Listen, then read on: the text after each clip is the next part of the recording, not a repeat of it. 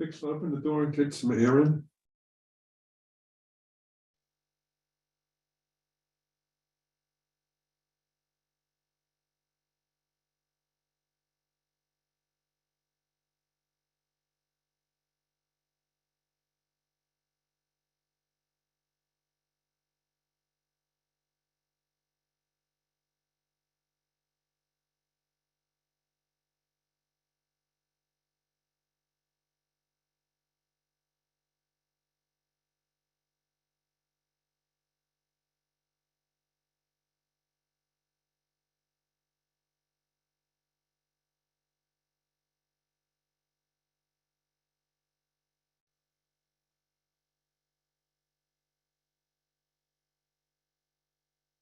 Hey, Are Vicky, we have a quorum. Yep. Okay, I thought so. Good. Okay, I think we can start. So good evening, everyone. I'm Vicky Barbero, the chair of Manhattan Community Board 5. We are going to start the evening with CB5's public hearing chaired by our second vice chair, Craig Slutskin. Our monthly full board meeting will be called to order following our public hearing. So Craig, please call to order the board's May 2023 public hearing. Thank you, Madam Chair and Chairwoman. Good evening, everyone. This is the public hearing of Manhattan Community Board 5. I'm Craig Slutskin, and I will be your chair for the public hearing. During the public hearing, members of the public are invited to speak for 2 minutes per person on the subject set forth in the agenda for this public hearing, or on any topic that relates to the affairs of the community district. If you'd like to address the board before it votes on any matters tonight, now is your opportunity to do so. Although there will be a public session during the full board meeting later, that public session will be at the end of the meeting, after all of the votes have taken place. So if you want to address the board on any matters before it votes tonight, now is your time to do so. If you'd like to speak during this public hearing, please use the raise hand button now. When you are recognized, we'll allow you to speak, but you must unmute yourself. In order for you to be heard, you will have to unmute yourself. And as a reminder, there'll be 2 minutes per person. Okay, so we will begin the public hearing with our first person, and that will be Burkay Sabat. And I apologize if I'm mispronouncing your name. Please unmute yourself. Hello. Yes, we can hear you. Go ahead, please. Hi. My name is Burkay. It's my first time addressing a community board, so I'm a little bit nervous. I was wondering if there was somebody to contact in terms of a workshop or a cannabis workshop. I'm a card member I have a license to open up a cannabis dispensary from New York State for Manhattan. And I was looking to possibly open up a Midtown location, but I wanted to introduce myself first to the community board and see who I have to get in contact with for further information. Okay, thank you. What I would suggest is I would email the office at cb5.org, and they will route your email to the chair of the committee that oversees that. Okay. All right. Thank you so much. Okay, It's just very it's nice to office, know. office at cb5.org. All right. I just have to write that down. Office at CB5. Okay. We can drop it in the chat. Marisa or Mike, can you just drop that email in the chat, please? Thank you. Okay. Thank you so much. Thank you. Next, we will go to Lisa Wager. Lisa, you can unmute yourself and welcome to Community Board 5 meeting.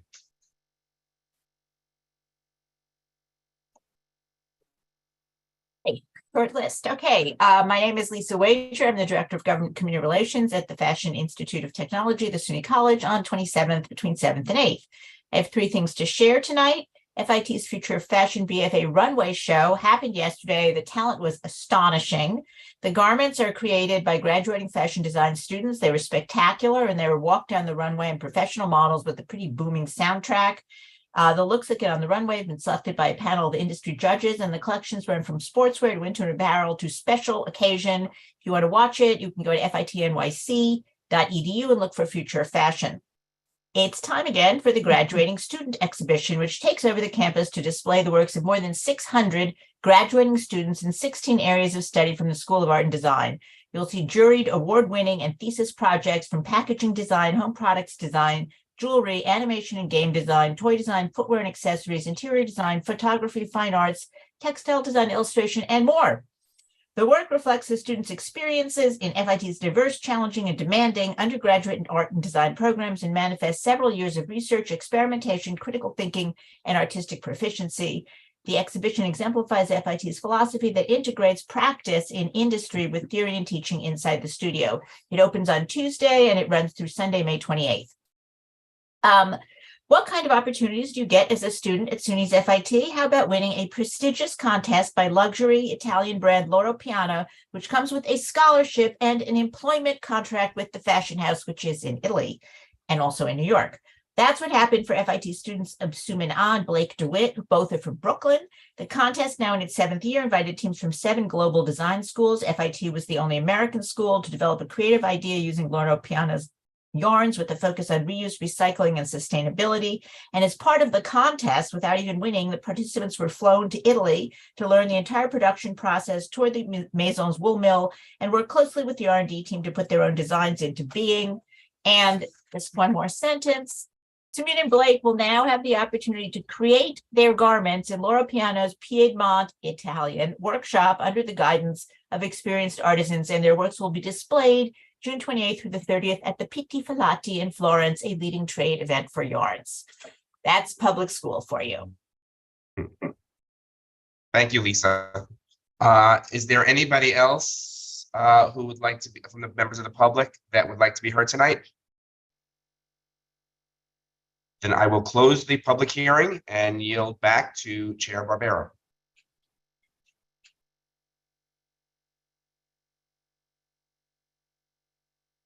Vicky? Yeah, it didn't go, my screen didn't go off. It still shows the timer. Yeah, Samir, do you want to? I'm trying to figure out how to turn that off.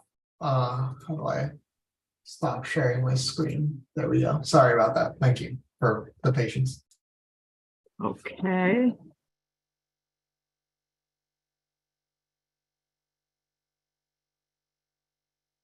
Hold on one second. Okay. I will now call to order the full board meeting of Manhattan Community Board 5. I'm Vicky Barbero, the chair. We are going to start our full board meeting by hearing from any elected officials that are in attendance and wish to address the board. They will be followed by any representatives of other electeds who, excuse me, may report to the board for 2 minutes each. The board then enters into its business session, which tonight consists of a report from CB5's nominating committee, a call for any additional nominations, the adoption of the minutes, the chair's report, committee reports, resolutions, and questions and comment period, and then final voting. So comments or questions from either applicants or the public, or if additional information is needed, are allowed only with the chair's approval. We'll then conduct a public session for those who would like to address the board on any item that they did not speak to the board about during the public hearing. The public session is followed by old and new business and adjournment. So I'm going to start this evening's meeting calling on any elected officials. Please raise your hand. Hang on a second. I want to pull that up. I see Harvey Epstein. Hi, good evening, everyone. Thanks for taking the time. I really appreciate all the work you are all doing at CB5, and as people know, I was served on CB3 for 14 years on my community board as a chair in various capacities. So I know how important this work is and how much impact you all can have. So I want to give you all a quick update. People have heard that we passed our state budget last week. It was a month later than we had hoped to pass it, but it was done. And a lot of things are going to impact all of us here in New York City, as well as around the state. A lot of work we did on environment, build public renewables, allowing our energy companies to do public renewables, requiring new construction in 2025, the end of 2025 to be all electric, and really expanding funding for the Environmental Protection Fund. A lot more money for our schools, both at higher education as well as education was really, and including mostly free meals across the city of New York and 82% of our schools around the state. Some funding for rental assistance especially for our public housing residents who have arrears. We raised the minimum wage. I think it was really a huge win. And, we have a lot of proliferation problems around the illegal cannabis stores that people noticed. We put some new restrictions in place. So if folks do see illegal cannabis stores, if you're in my district, you can notify me or anyone else. We, in our weekly blast, are sending out a link for people to fill out, basically giving the Office of Cannabis Management more authority and the state tax department more authority to close down the illegal shops, because if we want to encourage legal cannabis operations, we can't have all the illegal shops operating and negatively impacting those. Two quick other things I'll say, my medication abortion bill, which was signed by the governor last week, really requires every SUNY CUNY campus to have access to medication abortion. It was a huge victory, but there's a lot going on in Albany with the last 4 weeks of session. Unfortunately, the things we didn't grapple with was housing, and we have an affordable housing crisis and a housing crisis, and hopefully post-session we'll deal with issues of good cause eviction as well as other major housing issues. Trying to push an accessory dwelling unit bill and it's vouchers for our state voucher holders. But we didn't get there, unfortunately, this year, but it doesn't mean we give up. We know how important it is to build more housing and affordable housing in our city and our state. And if the chair wants, I'll take a question if there are any.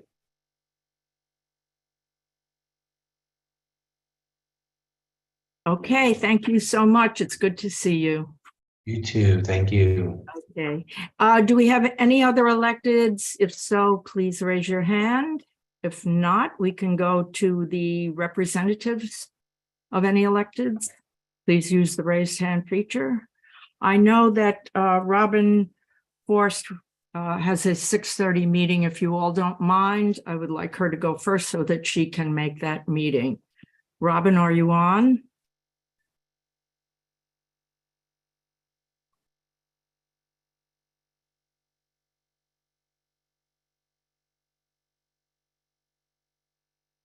Okay, we will move on. If Robin comes in, if all of you don't mind, since she had a special request, I'll let her go. But right now we'll go back to the next and the first person up, Peyton Schultes.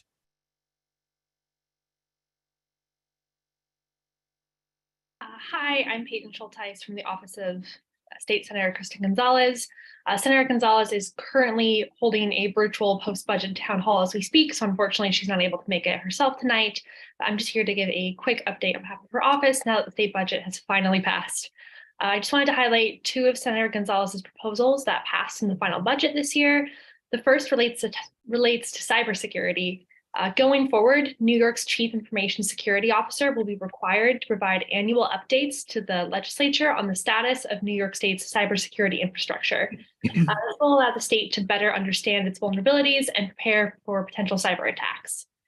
The second relates to protecting abortion access by safeguarding healthcare privacy. This law limits targeted advertising around healthcare facilities. It also bans law enforcement from obtaining electronic health data without a warrant. And this legislation also prevents telecoms companies from complying with out-of-state warrants relating to reproductive health. This will protect patients who travel from out of state to get legal abortion care in New York from having their data used against them by law enforcement officers in their home state. In addition to dropping my contact information in the chat, if it's okay, I'd also like to drop a link to Senator Gonzalez's budget newsletter, where she goes into more detail on her stances on what's in the final budget, as well as explaining her vote. Is that okay? Yes, fine. Thank you. Fantastic. Thank you. Okay, thank you so much. Next up, Ben Lowenstein. Hello, everyone. My name is Ben Lowenstein. I'm the Community 5 liaison for CB5 from Assemblymember Tony Simone's office. Last week, the Assembly member voted to pass this year's budget. I was proud to announce a number of items that successfully made it in, including funding for the MTA, which prevents a fare hike and includes a zero fare bus pilot program in every borough, funding for CUNY and SUNY schools to prevent a tuition hike, a minimum wage increase that will be indexed with inflation, a phase out of natural gas use in buildings, huge investments in renewable energy, and a record $34 billion for public schools and many more important investments. Last month, Assemblymember Simone wrote an op-ed in the Gotham Gazette calling for the passage of right to counsel for tenants in housing court. While the city already has a version of this legislation, we must expand this to the entire state. No one should face eviction without counsel in any form or venue, whether it be in a lawsuit brought by a landlord, neglect of repairs, or an illegal lockout. With 92,000 homeless New Yorkers and the harms of eviction well documented, stakes are too high for us not to ensure that tenants have a fighting chance. And I'll put this op-ed in the chat. So the statewide right to counsel bill would remedy this with the guarantee of a free attorney for all New Yorkers in all types of court cases that could result in displacement. Assemblymember Simone has introduced legislation with State Senator Natalia Fernandez, A 6109, to assist student loan borrowers. In New York, the average student who borrows to fund their degree owes $28,974. And the aggregate student loan in the debt in the state has grown in the last 10 years from $38.8 billion in 2006 to $82 billion in 2015, an increase of $43 billion. And I will leave it at that. Thank you, everybody. Okay, thank you, Ben. Next up is, sorry to interrupt you. Robin was just having some technical issues. Oh, okay. She's let me know that she's ready now. okay, then we'll go with Robin. If you don't mind, Jane, you'll be next. Thank you. Can you hear me?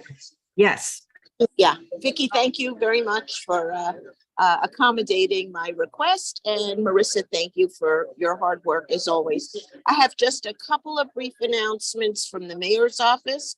One, you've heard me speak about the Summer Youth Employment Program before. Our applications are still open for employers to join the program that will expire May 26th. The young people are ages 14. Basically, you employ them for 6-week jobs or internships up to 25 hours a week, and the pay is $15 an hour. Please note that the city will cover the cost of the salary. So you need to, if you're interested, you will need to provide a good job for a young person going forward. That's number one.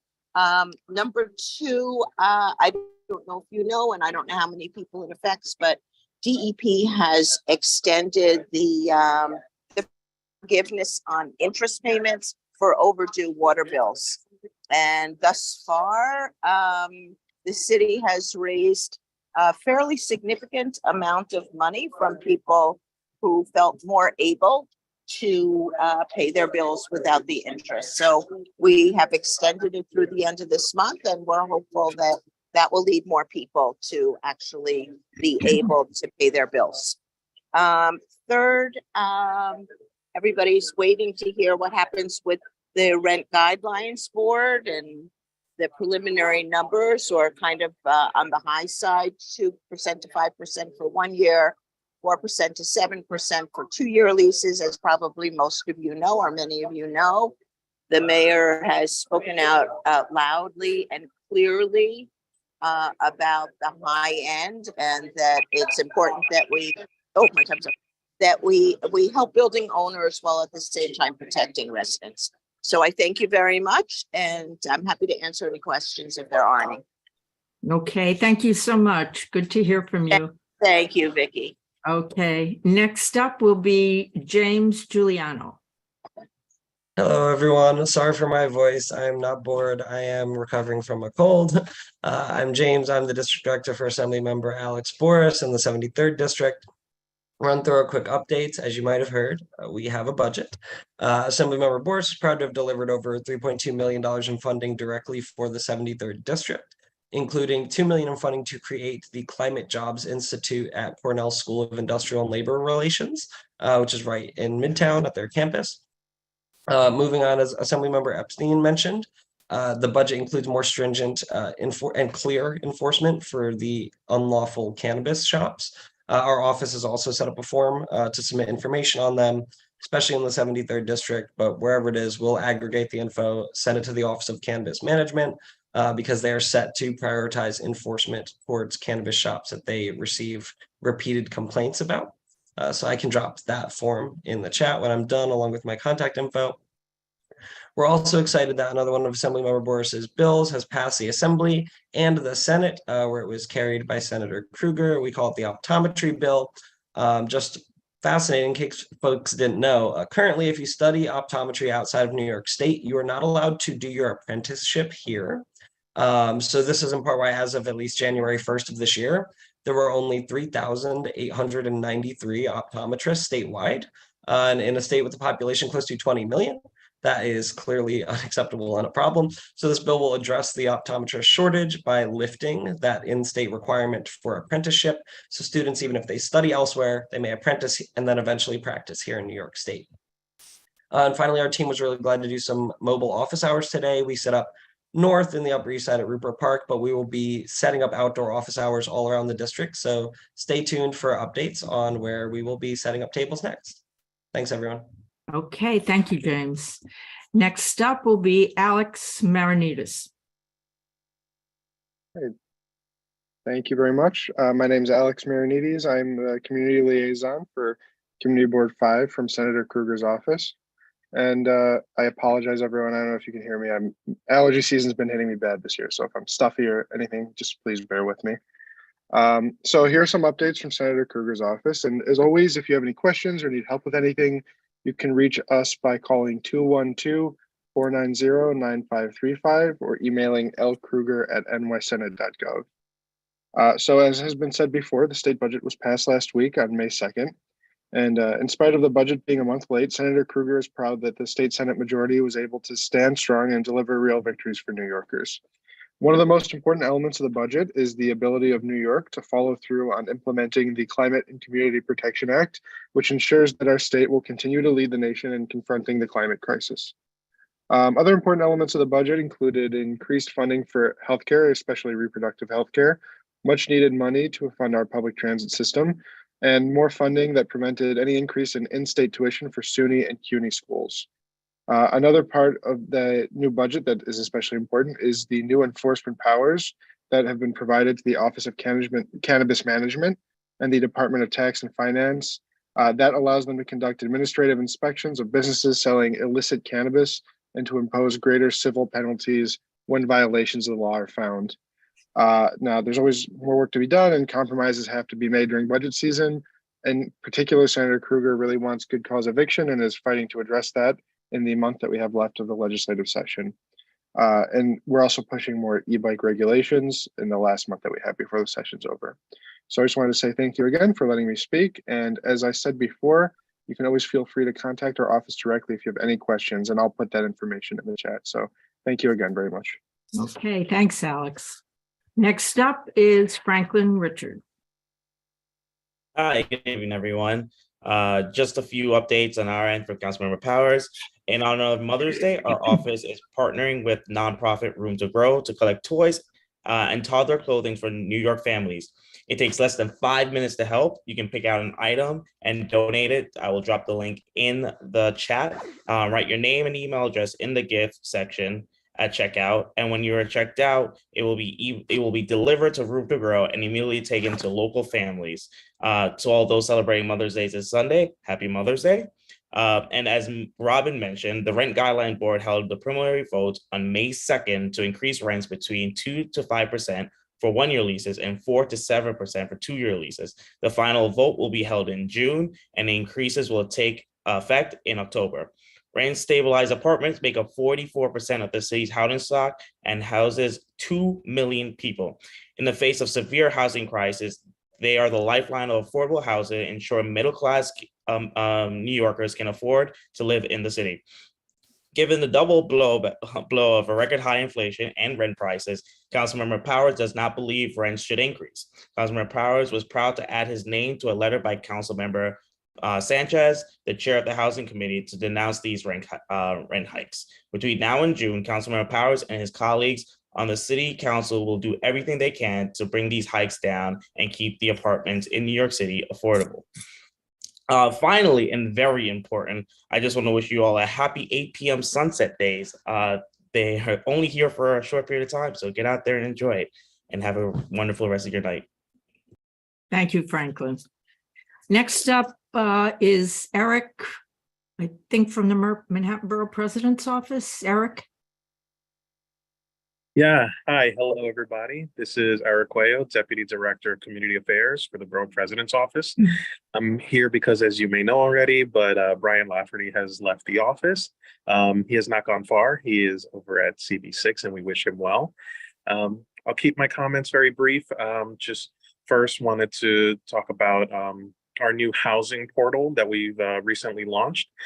Since the Manhattan Borough President launched the Housing Manhattanites report, which identified 171 sites where we believe over 70,000 units of housing could be built. We have solicited numerous requests from residents identifying additional opportunities for housing. Because of that, we've launched this new portal, which I will send the link to Marissa, if that's okay, afterwards to disseminate. But it's for folks in the city to offer potential sites via this website. Also wanted to talk about one of our fun new initiatives here in the office, which is the MBPO ideas for what New York City artificial intelligence future can look like. So generative AI technology like ChatGPT, Midjourney, et cetera, has been advancing at an astonishing rate. This is going to have a profound implication here in New York City on our economy, our workers, our schools, and our local elections. So we just want to be prepared for that. We're asking folks again to come to our website and ask questions of us and to discuss opportunities and threats to New York City from AI. So we're really interested in getting feedback. And then finally, just please share with anyone that you believe would be interested. Manhattan Borough President's Office is thrilled to announce a first installment of our new Manhattan Empowerment Series, bringing tools about how to live your best Manhattan life. We're going to be doing a presentation on May 24th from 6 to 8 p.m. And this is going to be on navigating the housing lottery and housing lottery workshop. So thank you. Thank you, Eric, and welcome. Thank you. Appreciate it. Okay, Eric Straza. Hi, thanks so much, Vicky. Great to see everyone tonight. I have quite a few things to get to, so I will try to make it quick, and apologies for that in advance. One thing that we recently announced is that it is our second consecutive year announcing a $20,000 funding opportunity for community-based organizations, specifically to address summer youth gun violence, and we'll be asking them to fund and pay stipends to younger New Yorkers to participate in meaningful programming or to enhance and make more beautiful public spaces that are known areas for gun violence. So we have a few predefined areas on our website, of which the Midtown and CB5 community is not necessarily defined as, but anyone can apply, and we strongly believe that this is an issue that impacts all New Yorkers, so wanted to put it on everyone's radar. We also have our court-based navigators RFP that we recently put out. The applications are actually open now, and this is part of the announcement for the RFP that we announced earlier this year to address things like underlying conditions, mental health, and substance abuse. So those are also out on our website. The deadline for the gun violence prevention application is May 23rd, while the court-based navigators RFP deadline is June 9th. We also have two events coming up in the summer, both of which are in June, and I hope to provide more info on them at the next meeting. One of them is our annual Art of Healing Festival. It's going to take place in East Harlem, and it focuses on allowing community members to heal from the trauma of gun violence through the arts. So it'll include things like music, dance. It should be a lot of fun, and that's taking place on June 17th. More information on all of this on our website. We also are planning a gun buyback on June 10th from 10 a.m. to 4 p.m. at the Memorial Baptist Church, and we hope to have some more information on that coming up soon. The last thing I wanted to mention is that we are continuing to address quality of life concerns proactively by revamping our Small Business Alliance, basically updating our 5-point plan that allows us to hear from businesses, brainstorm ways to address shoplifting and retail theft. And that's actually everything I had. Thanks so much, and I'll hand it back to you, Vicky. Nice seeing everyone. Okay, thank you very much, Eric. Next up is Kathleen.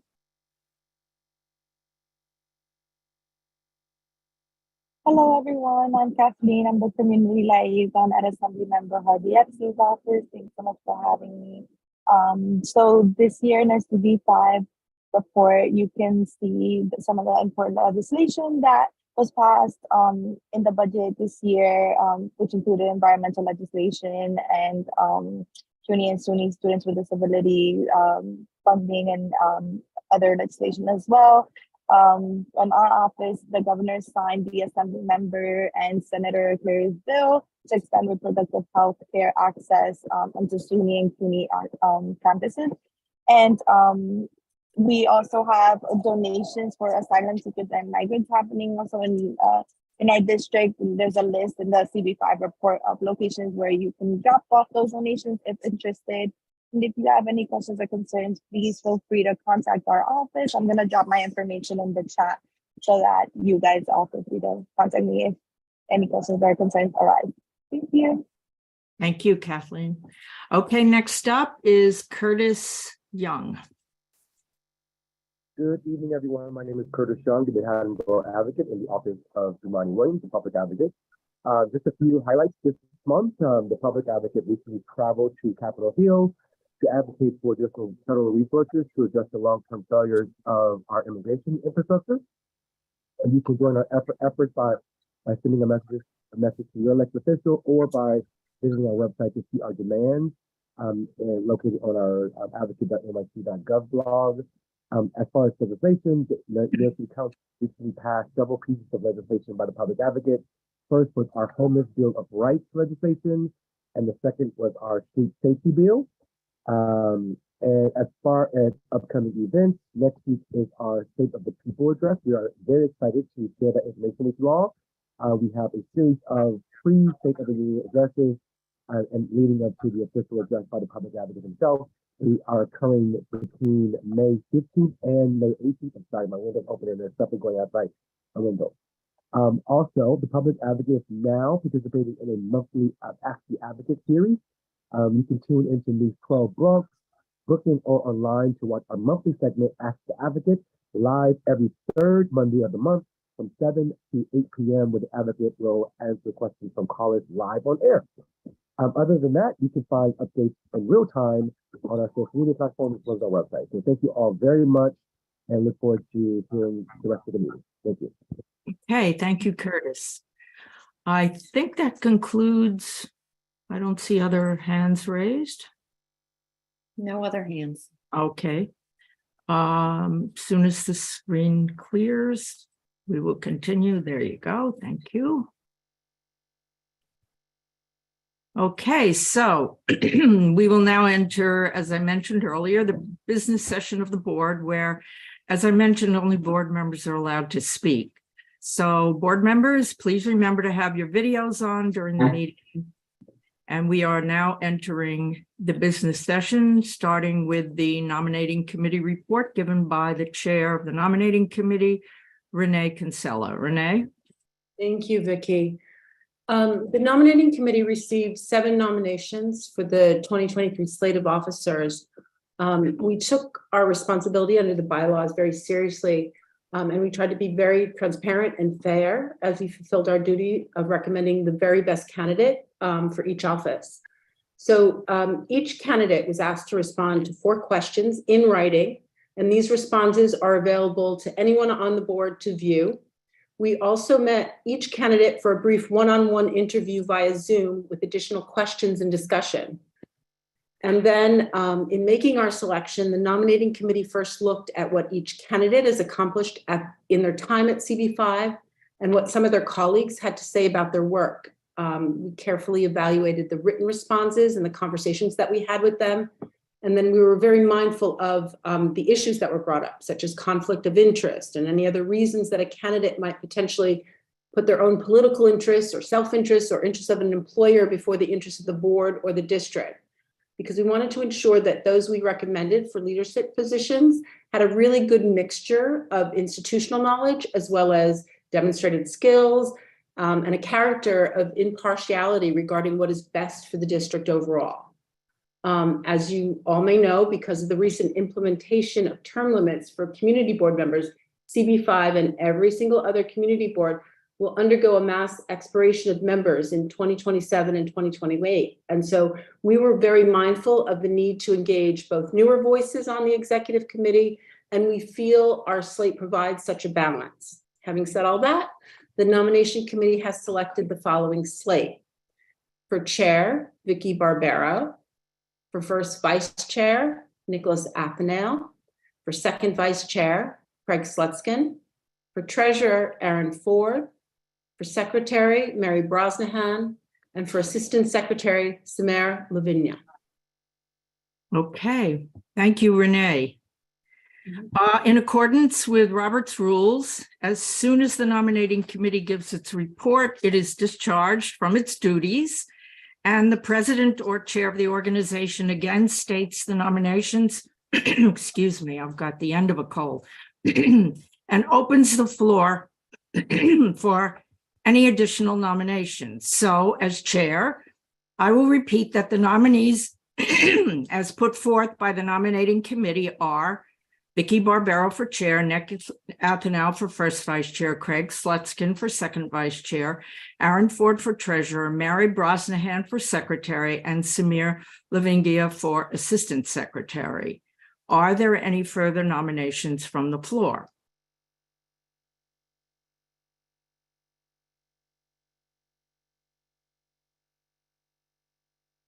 Okay, seeing none, the nominations are now closed, and there will be no nominations from the floor in June when the membership will vote on the officers of the board.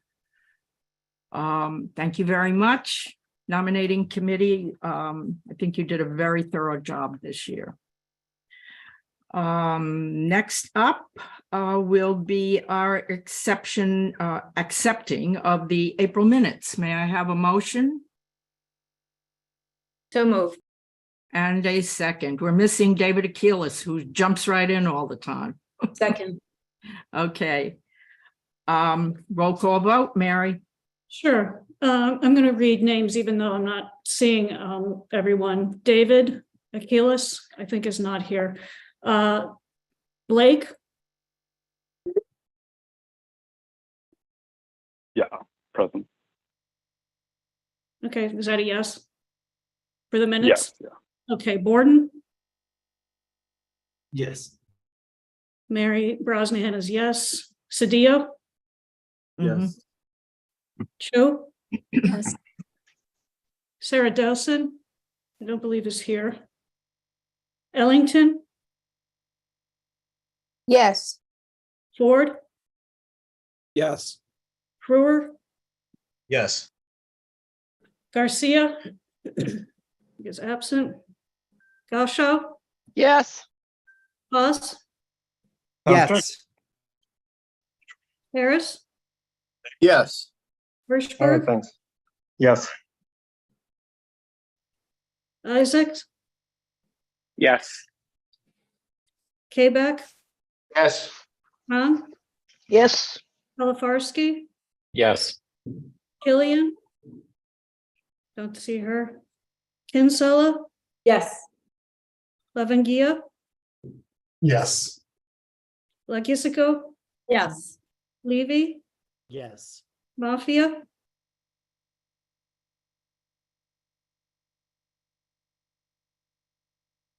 Mafia? Miller? Yes. Shapiro? Yes. Sherburne? Yes. Sigmund? Yes. Slutskin? Yes. Spandorf? Spence? Sung? Yes. Webb? Think he's arriving later. Shu? Yes. And Young? Yes. Motion passes. Mafia Mary, is yes. no, Joe Mafia was on. Oh, there he is. Okay. Thanks, Joe. And Spence and Spandorf are both off the board. Oh, okay, thanks. Okay.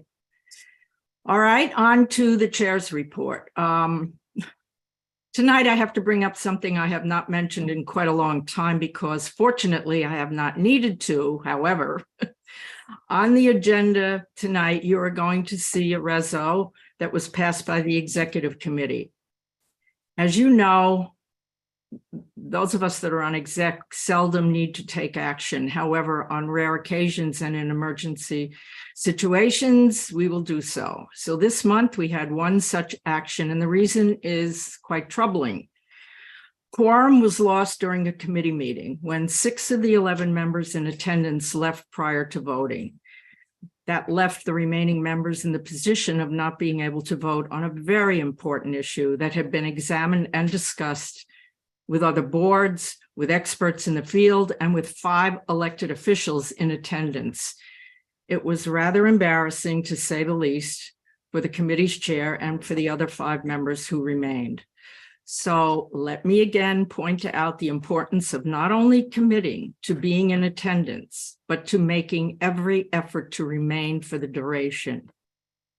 In addition to letting your committee chair know that you will not be attending a scheduled meeting, please also let that chair know if you will not be able to stay for the full length of the meeting.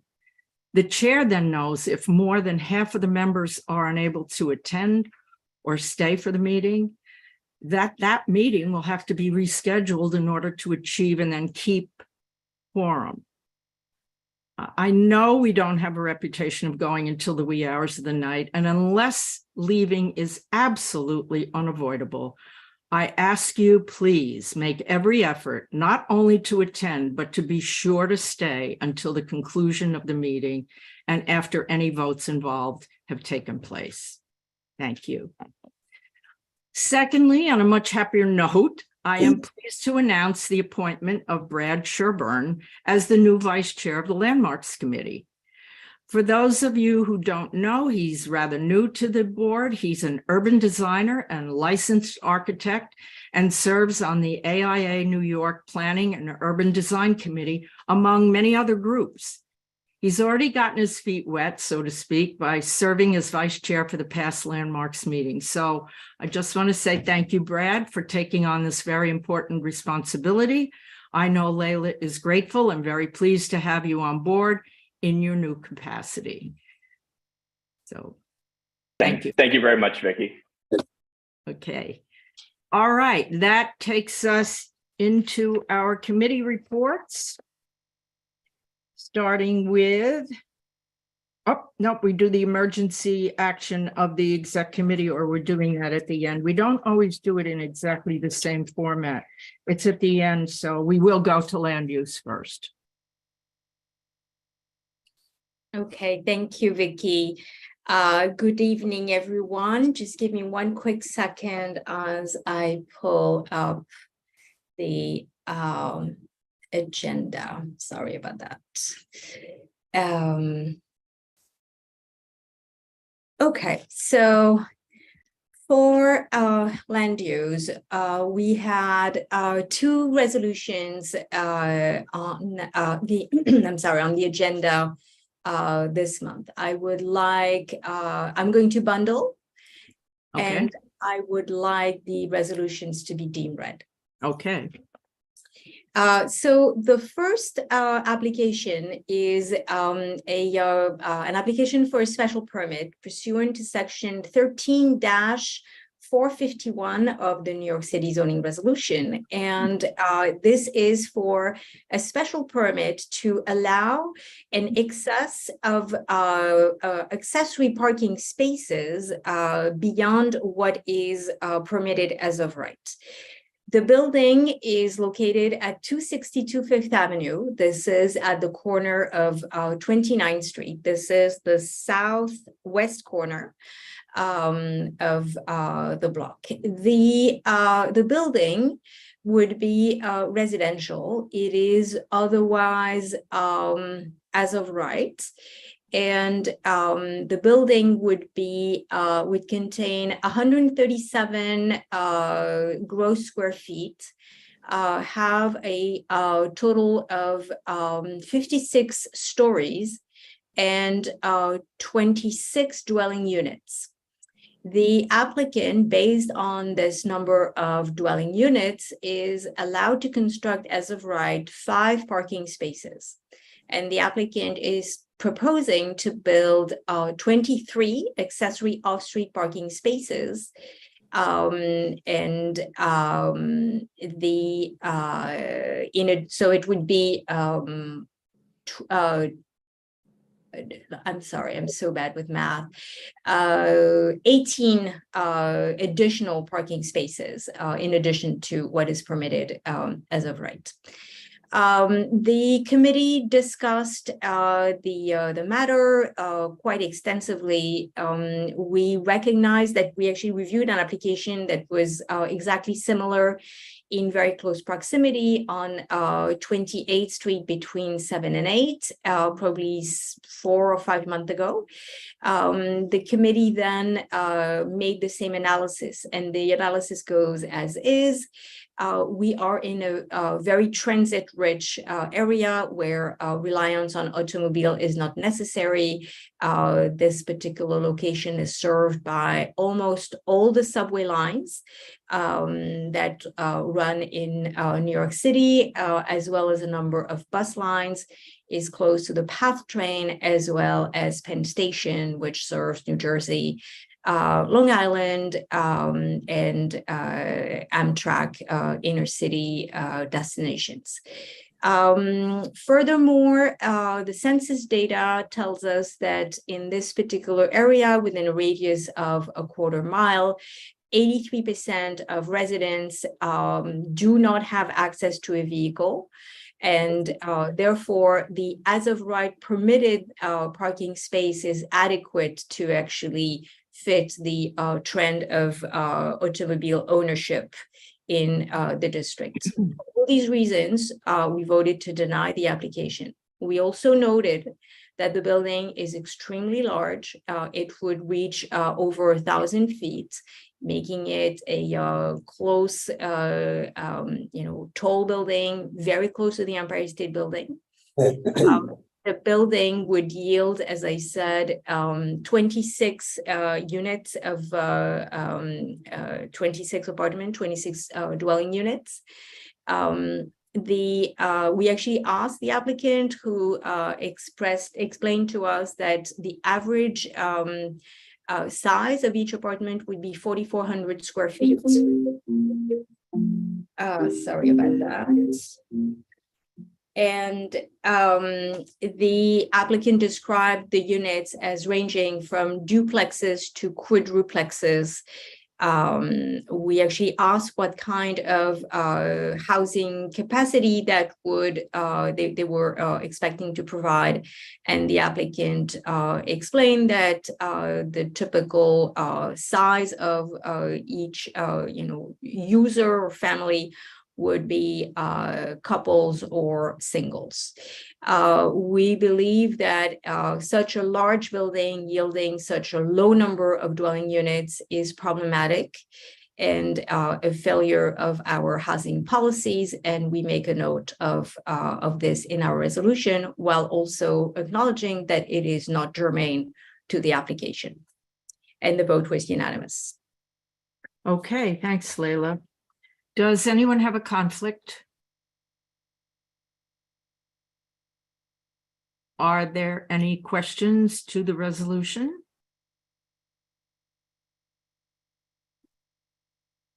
Any comments? Okay, next one, Leila. Comment. Oh, sorry, Mike, go ahead. I didn't raise my hand. I couldn't find it. Couldn't find your pen. Thank you. Just a comment is in a building that has numerous floors and triplexes and quadruplexes, I would imagine that of the however many apartments condos exist in there, only a fraction of them would be really occupied by full-term tenants. A lot of people buy those kind of places and they just, like Jeff Bezos or other people, they just have the property and they don't live in them. So you're probably not hindering them by not offering them a parking spot. Okay, thanks, Mike. Any other comments? Okay, now we can go to the next reso. Okay, thank you. Next resolution 1633 Broadway. This is a POPS. The cross street is 51st, between 50 and 51st Street. This is a large commercial building, the Paramount building. The applicant is proposing an open air cafe within the footprint of the POPS. Very similar to previous applications that we have reviewed. The applicant was not agreeable to letting the seating at the open air cafe be used by pedestrians who would want to sit but not become patrons of the establishment. We believe that this is in contradiction with the language of the special permit that basically states that open air cafe needs to promote the open use of the open and free use of the public space. And therefore, we recommended denial of the application unless the applicant were to abide by our stipulations. And the vote was also unanimous. Good, thank you very much. Any conflict with this resolution? Any questions? Any comments? Okay, we're bundling these two, Leila? Yes, please. Okay, so we will now take a vote on these two resolutions, and then you have a third. No, No. those are the two resolutions Okay. for this month. Yeah. Okay. Okay, roll call vote. Okay, Blake, Yes. Gordon, Yes. Brosnahan is yes, Cedillo, Yes. Joe, Yes. Ellington, Yes. Ford, Yes. Brewer, Yes. Gasho, Yes. Haas, No to the first, yes to the second. Harris, Yes. Hirschberg, Yes. Isaac, Yes. Quebec, Michael, Quebec, Yes. Yes. Khan, Yes. Delafarsky, Yes. Kinsella, Yes. Lavangia, Yes. Lagisigo, Yes. Levy, Yes. Mafia, Yes. Miller, Abstain on both, please. okay, Shapiro, Yes. Sherburne, Yes. Sigmund, Yes. Slutskin, Yes. Sung, Yes. Webb, Shu, Yes. and Yang. Yes. Motion passes. Okay, both of those pass. And what I meant, Leila, you do have a third item, correct? Yes, a quick report on another item that was reviewed by the Land Use Housing and Zoning Committee, as well as a quick report on the CLIP task force, if that's okay, Vicky. Sure. Okay, great. So very briefly, the Land Use Committee also discussed the never-ending issue of the Penn Station redevelopment area, meaning not the train station itself, but the real estate development around Penn Station, on which we are on record numerous times, pretty much at every juncture, saying that we oppose this plan for a variety of reasons. What has become abundant in the recent month is that the likelihood of any development happening at and around Penn Station is actually unlikely for a variety of reasons, including market conditions that are obviously not conducive to the development of 18 million square feet of office space, which is something that we had noted as being one of the objections we had for the project. The issue that we are faced with now is that actually, because this sort of like project framework still exists and lingers, although no one has any intention of actually moving forward with it, is actually creating a lot of uncertainty for the entire neighborhood. And what we're hearing is that tenants are freaking out, thinking that maybe they're going to be displaced and they don't know what their fate is going to be. Property owners, landlords are unable to rent their space because everybody is saying, why would we move in and do investments and like retrofitting a kitchen if we want to open a restaurant or whatnot, given that maybe the fate of those buildings is more doomsday than glory days. So this uncertainty is actually very, very negative. Actually, the word zombie was used to describe what this plan is doing. So it is dead. It has been pronounced dead. Senator Comrie, who is the Senate chair of the Corporations Committee that has oversight over MTA and ESD, has been extremely critical and pronounced the GPP dead. Assemblymember Simone has been also very critical.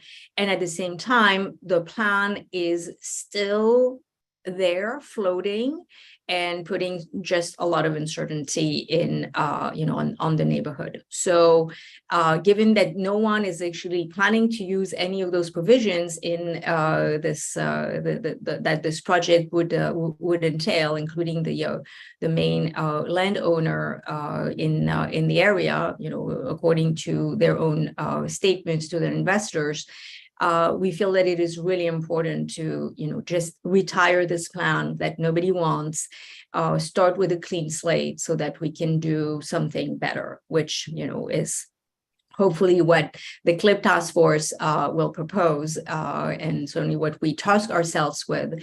But we feel that, it is really important to retire the GPP. So we're not really saying anything new. We've been saying all along that, the GPP needs to be retired.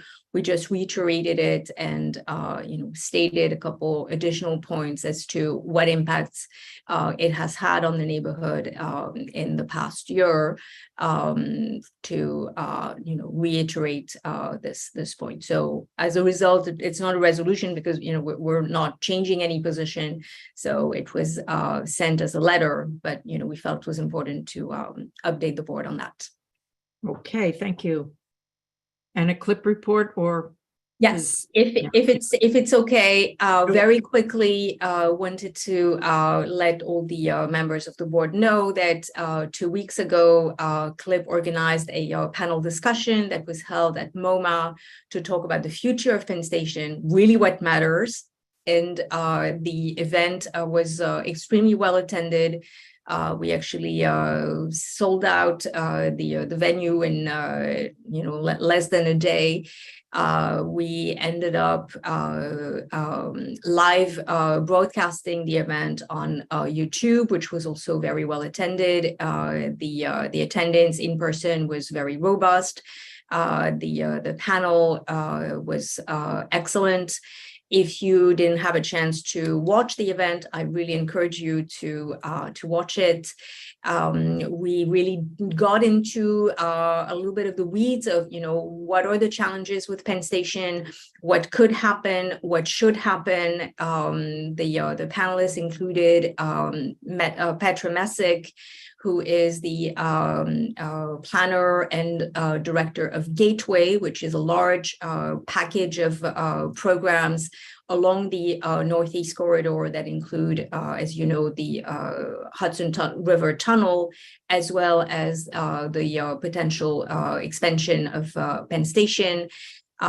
Peter Cipriano, who represents ASTM, a private developer who has issued a plan for the reconstruction of Penn Station. Chris Ward, former head of the Port Authority of New York and New Jersey, and Felicia Park Rogers, who is the policy director for Tri-State Transportation Campaign, a civic organization promoting transportation and infrastructure in the region. I want to take the opportunity of this report to thank all the members of Community Board 5, CLIP in particular and beyond, who came and helped with this event. I think it was really very, very well received. The press coverage following the event was very, very good.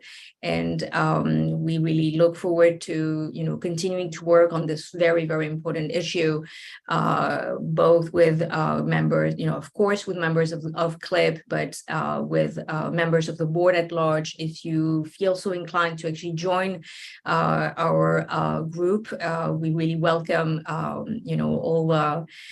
all the volunteers who want to participate. And, we have really established a very strong relationship with our partners, our elected officials, of course, but also the railroad partners, who are, of course, very critical at this juncture. So thank you to all who helped with the event, and to all of you who didn't have a chance to watch, go to YouTube. It's available for replay. Thank you, Leila, and many thanks from me and from the board for the work that was done on this. It was very successful, very well attended. Comments after, right up there, nothing but accolades and kudos. I think it was extremely impressive and a lot of work went into it. So I and the rest of the board thank all of you who worked so hard on it. It turned out to be a pretty fantastic evening. So thank you from us as well. Okay, that takes us to Parks and Public Spaces. Craig. Thank you. And Leila, I'll echo the chair's comments. Congratulations on a very successful CLIP event. It was wonderful. Yep. Parks and Public Spaces Committee, and I apologize, I also am in the middle of a sore throat and cold. The Parks and Public Spaces Committee has 2 resolutions this month. I'd like to have them both deemed read. So deemed. And I'm going to bundle them. Okay. Both of these applications will probably look familiar because they are for events that happened last year that they came back. They were successful events, and they both the applicants came back to have them again this year. The first one is an application of the 34th Street Partnership in association with Excel Event Lab for Pop in the City, which is the bounce house in Greeley Square Park, for a session starting on June 30th and ending on September 3rd.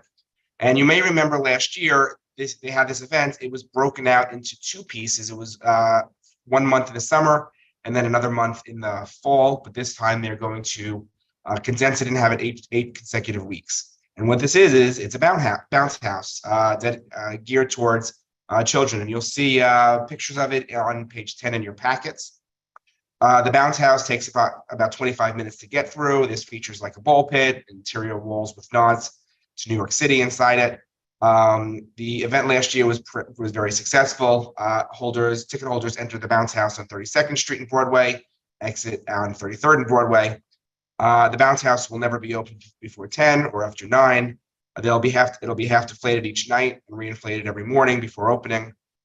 There's going to be dedicated sensory sessions with limited outdoor sound for attendees with specific requirements.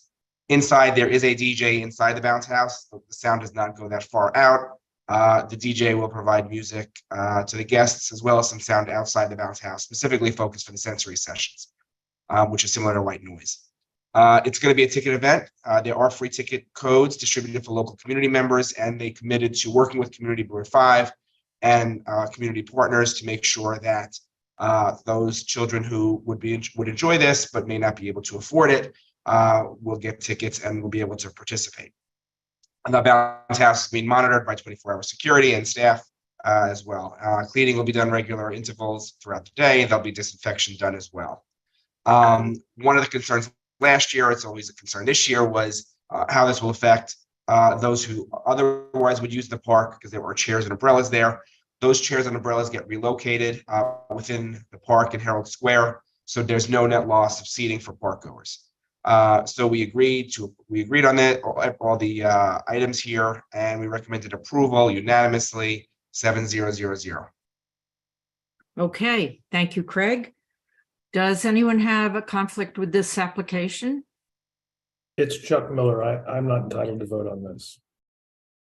Okay, Thank you. anyone else? Okay, are there any questions? Any comments? Seeing none, we go to the next reso.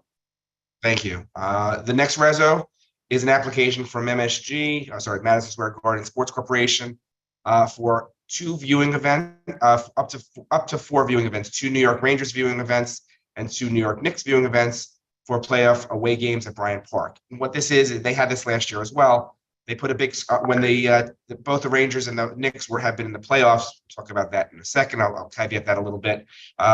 When they are in the next round, when they are away, so not playing at Madison Square Garden but playing in other cities, they would have viewing events. So put the game on the movie screen at Bryant Park, similar to they have the movie nights there. This would be for up to two for the next rounds, up to two New York Rangers and up to two New York Knicks. So if the Knicks were to be eliminated, it's not that 4 to the Rangers, it's up to 2 for the Knicks, up to 2 for the Rangers. And for those who are not sports fans, the Rangers are the National Hockey League and the Knicks are the National Basketball Association. As I said, it's a setup including the screen and sound system that is similar to keep up with the events that were approved last year.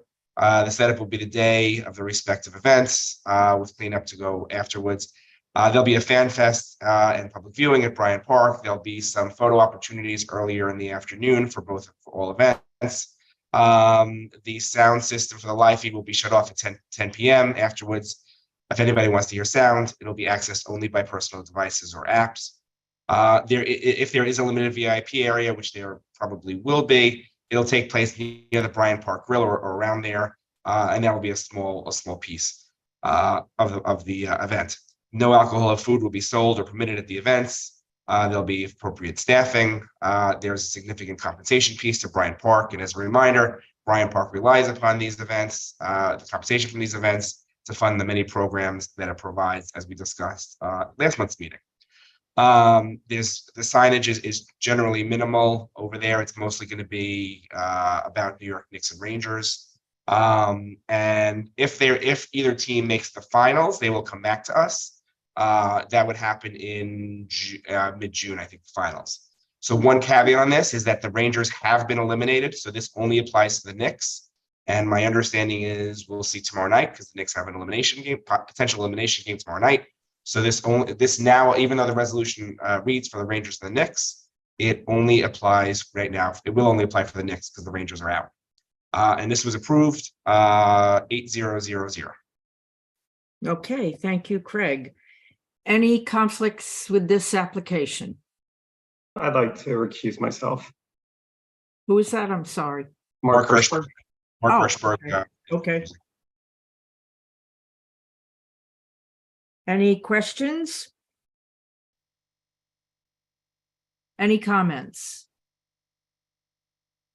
Okay, seeing none, we will vote on these two resolutions. Okay, Blake, Yes. Borden, Yes. Brosnahan is yes, Cedillo, Yes. Chu, Yes. Ellington, Yes. Ford, Yes. Brewer, Yes. Basho, Yes. Haas, Yes. Harris, Yes. Hirschberg. Present but not entitled. Okay. On both? Yes. Okay, Well, the MSG one, and then yes on the other. okay, that's what I thought. Yep. Quebec,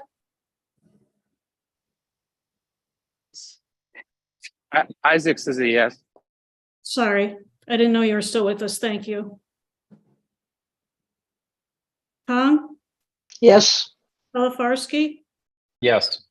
Kinsella, Yes. Lavangia, Yes. Lagisico, Yes. Levy, Yes. Mafia, I have a conflict on the first and yes on the second. Miller, do you want to vote on the second? Yes, on the second. Thank you. Okay. Shapiro, Yes. Sherburne, Yes. Sigmund, Yes. Lutzkin, Yes. Sung, Webb, Yes. Shu, Yes. Young.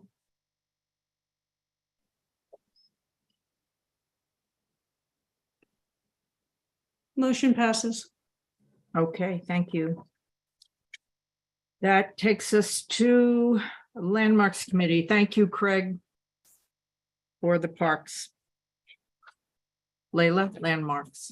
Thank you, Vicky. We had one application for landmarks. The address is 10 Rockefeller Plaza. This is part of the Rockefeller complex. This is located on Rockefeller Plaza between 48 and 49 streets. This particular building of the complex is being partially converted to hotel use. The top 10 floors of the building will become hotel. As such, this application has nothing to do with the hotel itself, but everything to do with the entrance to the building that will be converted into the lobby and the entrance to the hotel.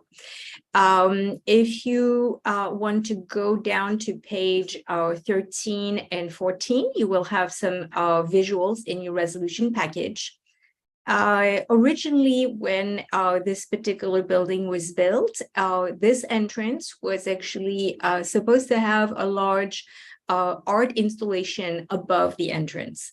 For some reason that nobody seems to really understand, it's not really documented, the artwork was not installed, and this particular facade was actually left very plain and very simple. The applicant is proposing to enhance the presence of this entrance to make it more of a significant entrance for the hotel. They're proposing a number of elements that I'm going to very quickly underscore, and I'm going to focus on the areas that the committee had concerns with. Very quickly, so the applicant is proposing to install a very large piece of artwork above the entrance. They're proposing to add a limestone frame that would actually frame this big art installation sculpture.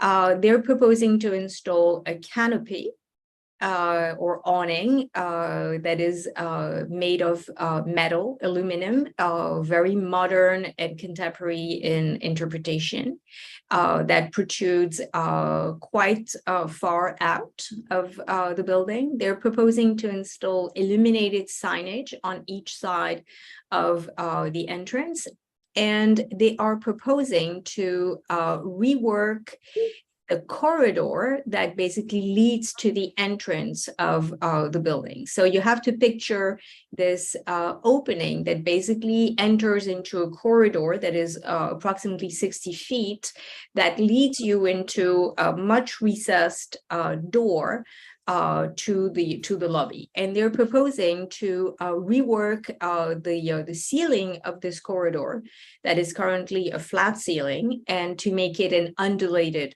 ceiling. The committee overall felt that the installation of this very, very prominent piece of artwork was very contextual. We have historic precedents, and we felt that the artwork that is being commissioned would actually be larger than what was contemplated originally, but would really fit with the historic context and architectural style of the entire complex. We do note that in order to install this very large mural sculpture, removal of historic limestone would have to happen. At the same time, we trust that the owner of the complex, who has been a wonderful steward of those buildings, would proceed with this removal of historic fabric in a careful fashion, and would store the historic fabric so that it can be repurposed if need be. We had no problem with the framing with limestone that would be consistent with the existing limestone. We had issues with the awning, which we felt was too large and too prominent. And in essence, it would actually hide the sculpture above because it sticks out so much. So we felt that a smaller scale for the awning would be more appropriate. We had issues with the interior illumination of the signage, which is really not contextual at all with the entire complex. It would set a bad precedent, bad idea. And we really didn't understand the purpose of the undulated ceiling, which is, you know, a total veering from the Art Deco style of the entire complex, and really didn't take its cues in any of the language of the building or adjacent buildings. So we really recognize that, you know, overall it is really, you know, quality design. As always, they hire you know, very skilled and talented architects, and you know, commissioned a beautiful sculpture. But those three sticking points, the undulated ceiling, the illuminated lighting, and the size of the canopy were sticking points. So we're issuing a denial unless these elements are reworked. So we would like the ceiling to be, you know, just straight and flat. We would like the illuminated signage to not be illuminated, and we would like the awning / canopy to be reduced in scale. I think we can live with a canopy at that particular location. It just needs to be reworked in its scale and dimensions. And the vote was unanimous. Okay, thank you, Leila. Does anyone have a conflict with this application? Are there any questions to the resolution? Any comments? Okay, seeing none, we are. I think Catherine has her hand up, Vicky. That's funny, it doesn't show on mine. I'm sorry, Catherine. That's fine. Go So I had a question about the location. Is the intention, is this the location that, is there a plan in the change of the use of the building at all? Yes. So it is a land use issue that, you know, we're actually very excited in a way. So it's not germane to landmarks, but if that's okay, Vicky, I will address this question. So yes, indeed, they are seeking a use change for those 10 upper floors of the building. It would be converted from commercial to hotel. And as some of you may know, but I'm sure lots of you don't, now hotels can only be permitted by special permits. And this will be the very first city issued application for hotel use, you know, since this, you know, special permit tax amendment was passed, I think like 2 years ago. So that will go to the land use committee. We're very excited. You know, we feel that it's a great opportunity, and we're really excited that, you know, the first application is a conversion. I will say no more because, you know, we will obviously, you know, review the application you know, with a very open mind and no preconceived ideas. But, you know, I've I think hinted that we're certainly excited to hear it. So yeah, it will come to land use. Thank you, Leila. Okay, anyone else? No comments? Any comments? Okay, I don't see any. Is that okay? I mean, for some reason, they're not showing up. I don't know why. But if no one has any comments, we will take that to a vote. Okay, Young, Yes. Shu, Yes. Webb, Yes. Slutskin, Yes. Sigmund, Yes. Sherburne, Yes. Shapiro, Yes. Miller, Yes. Mafia, Yes. Levy, Yes. Magisico, Yes. Levangia, Yes. Kinsella, Yes. Palafarsky, Yes. Khan, Yes. Payback. Thanks, Michael. Hirschberg, Yes. Harris, Yes. Haas, Yes. Basho, Yes. Brewer, Yes. Ward, Yes. Ellington, Yes. Shu, Yes. Tadio, Yes. Rosnahan is yes, Borden, Yes. Blake, Yes. motion passes. Okay, thank you. Leila, you have a report. Yes, that's right. The Landmarks Preservation Commission has informed community boards that they are proposing some changes to their rules. The changes overall, I'm not going to get into the details. They would propose, a number of pretty technical and tedious changes, but overall, the overarching effect of these rules changes is that a very large and significantly larger number of applications would be approved by the staff and would be reviewed by the staff, and no longer go in front of the commission for a certificate of no effect or a certificate of appropriateness. So certificate of appropriateness is the kind of permits that community boards review, and the process is that anything that is referred to the commission is also referred to the community board. Anything that is not referred to the commission is not referred to the community board. And this is, very straightforward. There's no, ability for any fluidity with those rules. So if all of a sudden a lot of applications that would typically come to the commission or no longer going to the commission, it means that the community boards are going to lose an opportunity to A, be informed, B, comment, and C, possibly change and alter applications. On some specific changes that we considered as we are reviewing these rules, we believe that they would permit, for example, visible rooftop additions. They would permit bracket and flagpoles on buildings, which currently are permitted at all.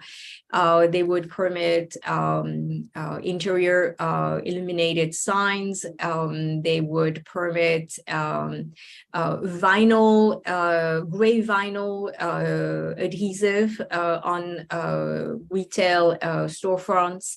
For some reason that we don't actually fully understand. All of that would be permitted at staff level. And the issue is also that, staff by rule, and that's the way it should be, has no discretion. If it is considered compliant with the rule, then the staff has to approve, and that's the way it should be. So as a result, we feel that those proposed changes are concerning. These changes are actually consistent with other rule changes that happened 6 years ago that basically, put a lot of applications and alterations permits in front of the staff only. That, we used to have very long landmarks meetings, and, at times we don't even have an application to review because a lot of the applications are reviewed by the staff. Back to, I think it was like 5 years ago, we issued recommendations basically stating that we want more transparency and not less. So we are issuing the same recommendation. We want more transparency and not less. We're not prescriptive on how this transparency should happen, meaning that, in an ideal world, we believe that, these applications should go in front of the commissioners, and the commissioners as well as the community board should have an opportunity to review.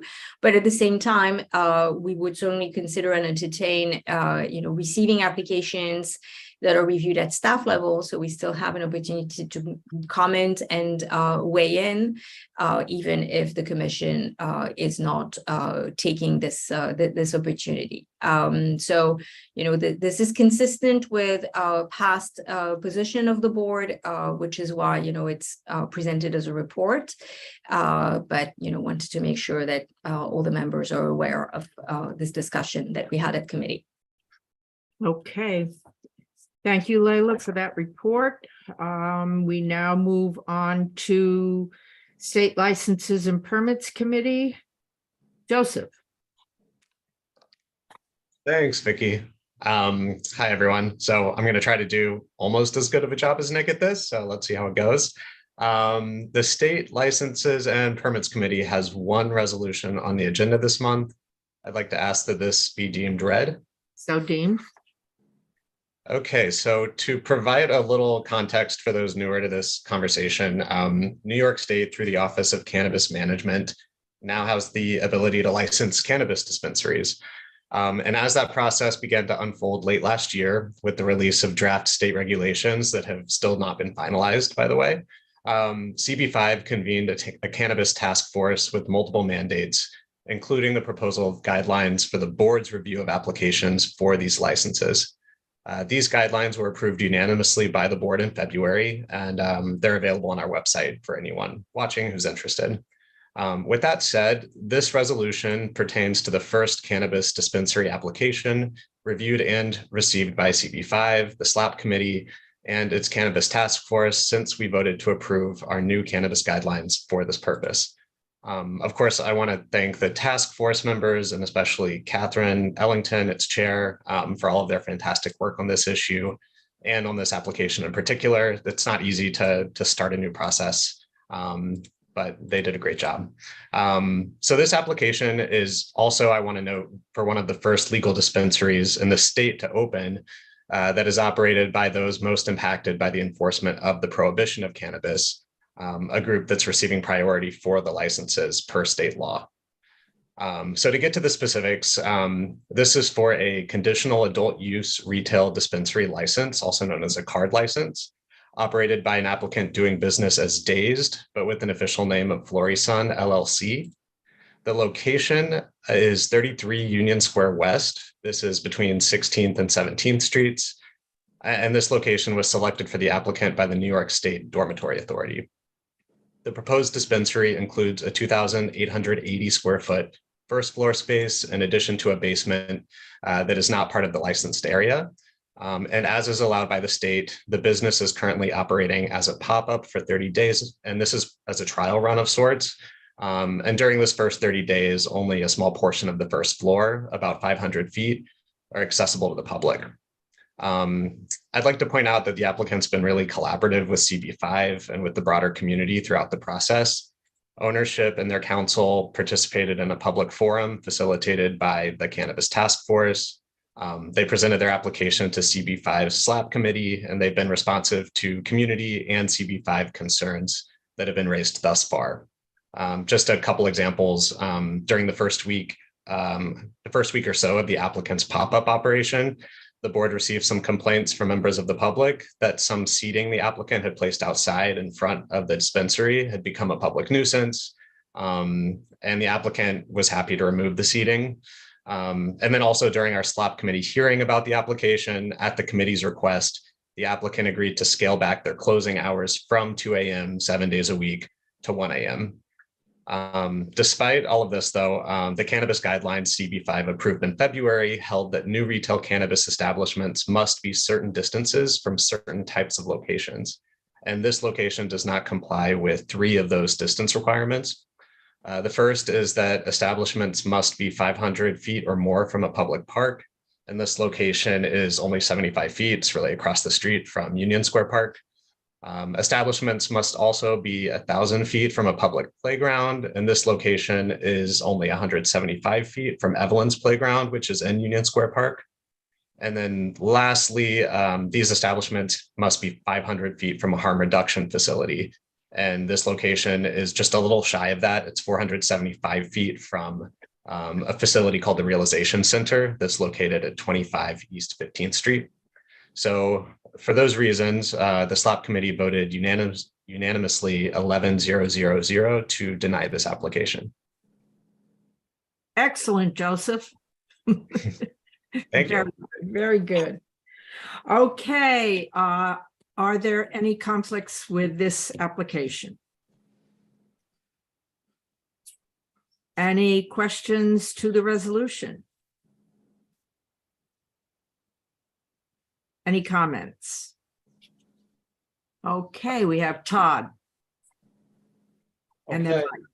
So again, I'd like to congratulate Catherine and all the members of our committee for doing this first due diligence. And, you know, we're setting a precedent. We're trying really hard to make sure we do it the right way. And I assume there'll be a lot more in the pipeline. But there's one thing which I would like to emphasize that came up here. As you all know, we passed our own guidelines and we're trying to set a precedent and be strong about keeping to it. And in this case, as Joseph mentioned, the applicant was superlative. They're just the kind of applicant that we would hope to see in managing and being a legitimate cannabis establishment. However, in this case, the State Dormitory Authority has been barging ahead like a bull in a china shop. If you understand the nature of the program, the State Dormitory Authority is trying to assist these new entrepreneurs in setting up their establishments by finding sites for them. And they could care less, or they won't take the time to take into account the sort of considerations that were mentioned in our own guidelines, or that historically have been considered when we do due diligence for things like outdoor cafes or liquor licenses. So that, I assume, is going to be a problem going forward. And by being firm and consistent and sending a precedent, and by being united, we have to make sure that we make our voices heard, and that the state and the city and its authorities pay attention and be better actors in that regard. Okay, thank you, Todd. Anyone else? I did see another hand up for a change. I saw a hand. Mike, did you have your hand? Took it down. Okay, okay. Anyone else? Okay. Seeing no questions or comments, we will vote on this resolution. Okay, Young, Yes. Shu, Yes. Webb, Yes. Slutskin, Yes, with the congratulations to Joseph on a wonderful first report as vice chair. Yep. Thanks, Craig. Sigmund, Yes. Sherburne, Yes. Shapiro, Yes. Miller, Yes. Mafia, Yes. Levy, Yes. Lagisico, Yes. Lavangia, Yes. Kinsella, Yes. Kalafarsky, Yes. Khan, Yes. Hayback, Yes. Yes. Yes. Hirschberg, Yes. Harris, Yes. Haas, Yes. Dashaw, Yes. Brewer, Yes. Ford, Yes. Ellington, Yes. Joe, Yes. Tadio, No. Brosnahan is yes, Borden, Yes. Blake, Yes. motion passes. Okay, thank you. And many thanks again to Joseph. Great presentation. Super thank you to Catherine and the task force. So much work went into this. Thank you so much. Great job, all of you, and especially Catherine. Okay, that takes us to, in the packet, it's the last resolution. which is the reso that went through the exec committee from Budget, Education, and City Services. So Renee, if you'd like to lead everyone into that. Sure. So our last BEC meeting was held in conjunction with CB2 and CB4, and CBs 1, 3, and 6 were supporting it. At this point, CB2 has already passed a resolution and CB4 has sent a letter, and it's essentially asking for what we're asking here in our resolution. They're a little bit different, but almost the same. And it's expected that boards 1, 3, and 6 will be writing letters too that will substantially be asking for the same things.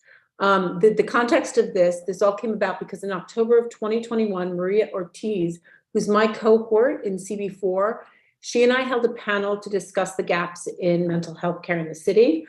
Another shout out to Joseph, because he was really instrumental in that and really helped us out and helped to set us up with a lot of the experts there.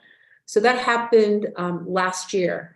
And then Susanna Aaron of CB2 reached out. She's the Health and Human Services Committee of CB2.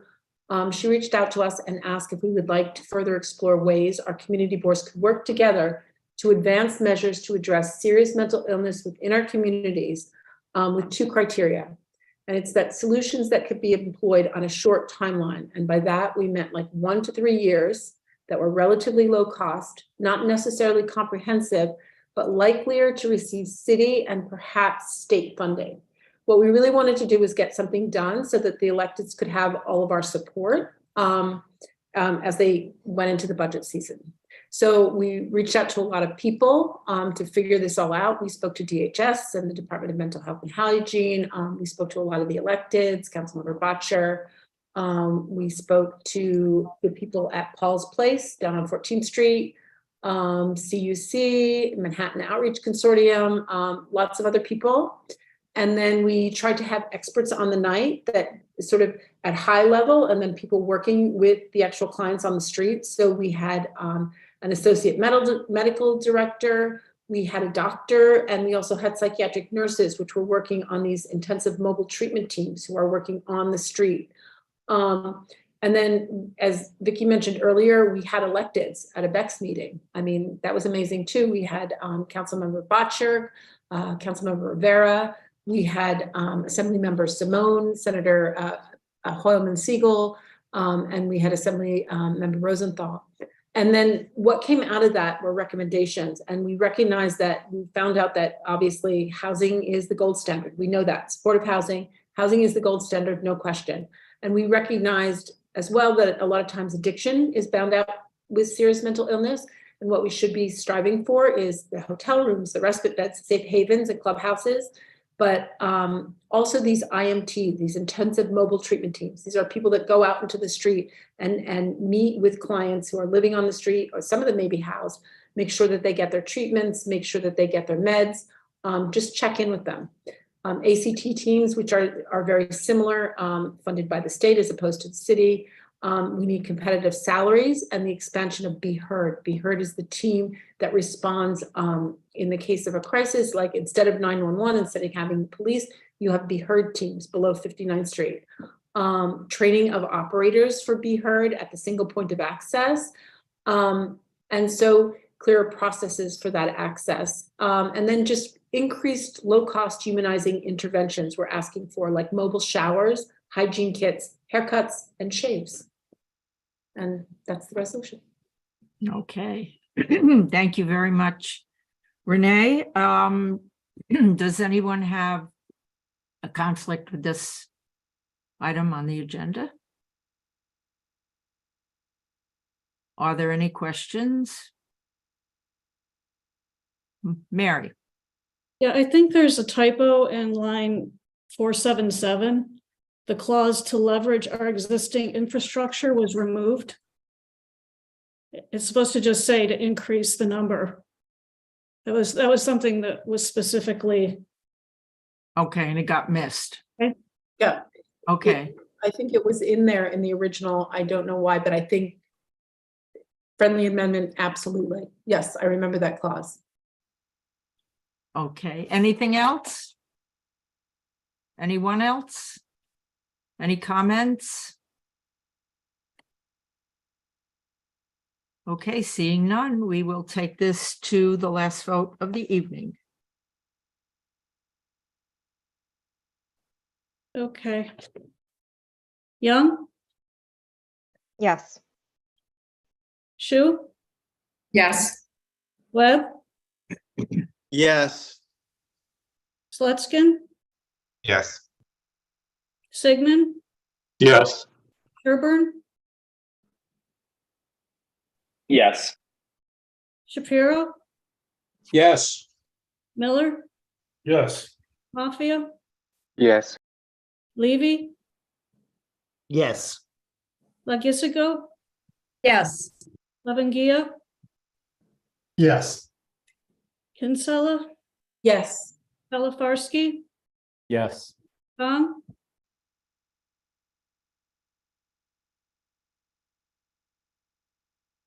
Payback, Yes. Hirschberg, Yes. Harris, Yes. Haas, Yes. Asho, Yes. Brewer, Yes. Ward, Yes. Ellington, Yes.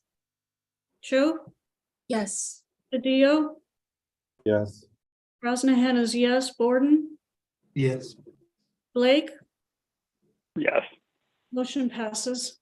Okay, thank you. That concludes the action items for the evening, which takes us into a public session. If anyone who is attending from the public would like to address the board at this time, please use the raise hand feature.